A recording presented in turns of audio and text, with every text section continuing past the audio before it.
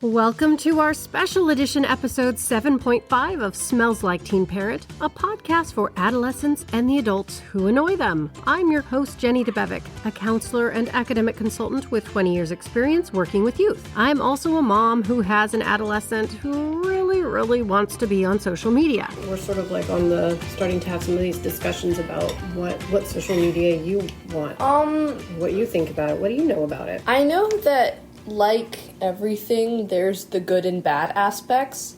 So I think that there are some really great aspects of different parts of social media, like meeting friends or learning or being able to share what you create. There are a lot of good aspects because you can form communities and stuff and you can share your opinions. And then there are also bad aspects to it. So, I'm including a couple of real-time conversations where I'm not only momming it, but I'm also trying to use intentional interviewing counseling techniques. Let me just preface this by saying there are many times when my counseling skills, which are effective in my professional life, fall flat or actually backfire with my own progeny. As parents, we're often humbled by the reality that our professional expertise does not equal being expert parents. So, what is effective in conversing with our children? I would love to hear from you, so email me at smellsliketeenparent@gmail.com, or you can connect, follow, like, etc. in my love-hate relationship with social media accounts. Your downloads are greatly appreciated, as downloads are the track data that enables me to produce more content to support authentic, productive conversations between adults and teens. How do we talk to teens in an effective way? Parents and caregivers, you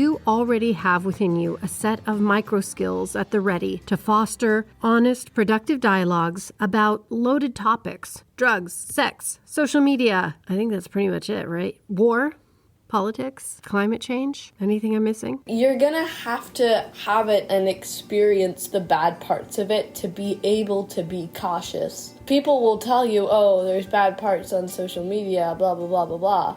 And you can be and they're just like, telling you what it's like, but you can't really be cautious enough until you've experienced those things, which I think is a really important thing because it also introduces you to parts of real life, like how not everyone on the internet is trustable, or, there are some kind of creepy things going on out there. Yeah. And I think recognizing that is really important because there are so many different things out there, just billions upon billions of different things, different people. Well, we're talking about social media, though, right? Social media. So, like, social media, what do you consider, what are the main ones that you hear about? Okay, Instagram, Discord, TikTok. Of course, there's Facebook and Twitter.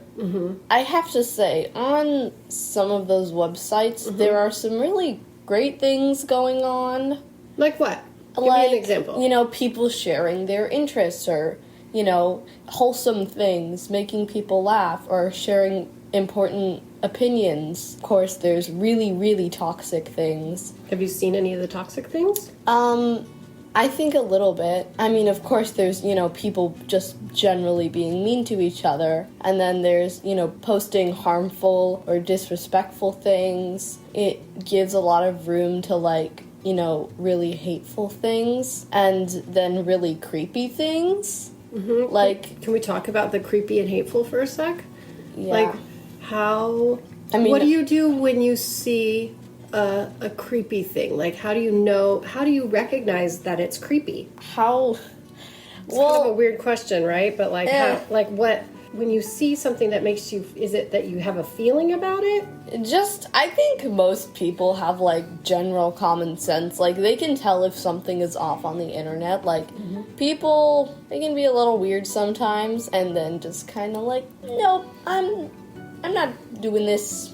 Nope. Creating a space where kids can talk freely without shame, fear, or guilt is not easy. It takes skills, timing, breathing. Couple of tips? There's these things called microskills, which include attending behavior and empathy, being present and open, silencing your phone, observation, where you note how the body language, vocal quality, and facial expression of your child changes depending on what they're saying. You don't need to say anything about what you're observing or remark on it, but just note it and calibrate your own responses accordingly. Also, when you're talking with your teen, you want to be using validating words or phrases, whether it's verbal like, "Hey, I appreciate this time to connect," or "Say more about being stressful," because it shows that you're listening without putting your own interpretation on things. Teens ultimately just desire agency over their own lives at this point. Also, nonverbal validation, such as smiling to welcome their thoughts, and then maybe paraphrasing to make sure that you're capturing what your kid is saying versus what you think about it or what you actually want them to say. There's also this spacing issue. I find that in most cases, sitting directly across from adolescents and teens can make them feel self-conscious and sort of emphasize our power dynamic, whereas sitting next to them or sitting next to each other in many activities lessens the intensity of our interaction. In this next segment that I'm having with my child, we are literally recording from my car on our way home from school. I love my car for that reason. Well, what would you do? What would I do? Yeah, what would you do? Yeah, just think it's just like, okay, well, I'm going away from wherever this is, and bye-bye. What am I supposed to do? Well, I think that's probably a good strategy. Yeah. Okay, what else? Could you talk to an adult? Well, like, what's the adult gonna do? Like, Well, we can help close if there's stuff that keeps happening that it leads you to other sites. well, or like, I put just have to avoid it. It's like, the only bad thing that could happen is, like, if I get a virus, then I need to talk to an adult. That's But, true. like, if I see that stuff, I'm just gonna close the website and, like, never go there again. But other than that, there's not much we can do. Yeah. So you haven't seen anything yet? No. What about people who are, or like users who are sketchy? Users who are sketchy? Yeah, like has anybody ever like talked to you when you're Not any sketchy people that I can remember. Nobody's, like, asked for my personal information in a weird way. What about And if they did, I'd just be like, I'm not gonna share that with you, and then I just block them. yeah. What if somebody you befriended and you thought it was safe and then they asked you to send them a picture A picture of what? of you? Of me? Yeah. Well, it depends on what my relationship with this person is. Like, if I know that they're real, and Yeah. I don't know what they would do with that picture. Exactly. Really, what can they do with a picture? Well, they can take a picture of you and they can change features, Like, Photoshop? Photoshop you. Yeah, why would they do that? Well, because people are mean. Or They they're- Photoshop me and then they, like, well, they put could it somewhere? Yeah, they could Photoshop you and put like sexual images of you or something inappropriate. But I've never had anyone attempt to do that. Well, that's good. Just sort of the what if, just kind of thinking and talking about it. So if it does come up in the moment, then you can be like, oh yeah, we kind of talked about that. What might I do here? Do this. I've talked about this with both you and Dad like billions of times, Oh, good. so I'm not too concerned about being oblivious, Yeah. especially since something that happened over Discord.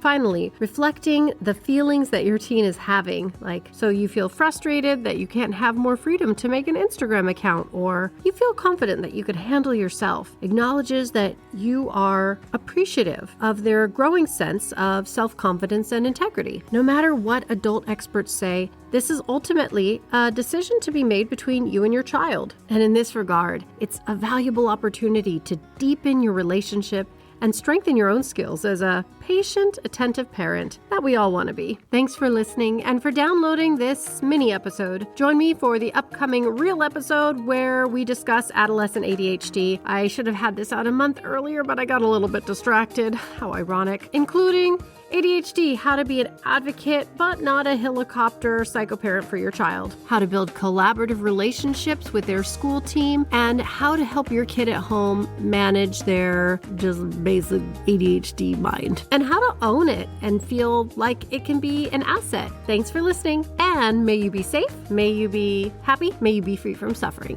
And don't forget to wear sunscreen every day.